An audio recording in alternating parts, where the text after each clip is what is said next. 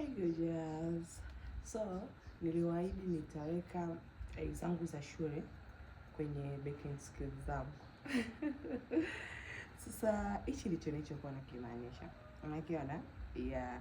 Yaani hii keki mteja aliweka order kwa muda mchache sana, ambapo I'm sure kutengeneza customized cake isingekuwa vyepesi, kwa sababu customized cake ni keki ambazo zinahitaji muda, zinahitaji akili, zinahitaji na nguvu. But guess what?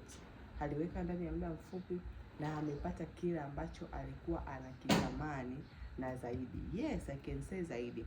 I think hata akipata hii keki atakuja ateka comment, nitaonyeshea kutokana na ule muda ambao aliweka. She was like, itawezekana na nini? I was like, chill. Kila kitu kitawezekana na utapata keki nzuri, utapata keki ambayo ina tasty, ambayo ndani iko vizuri, ina amazing, na nje ambayo imepambwa vizuri. And guess what? Mungu ametusaidia deliver this one. So this is what I mean. Karibu Wonder and Bakery. Tunajitahidi sana kwa kadri ya uwezo wetu na kwa uwezo wa Mungu kufanya vitu vizuri, bora zaidi ya vile ambavyo mteja anavitamani. So love you, bye.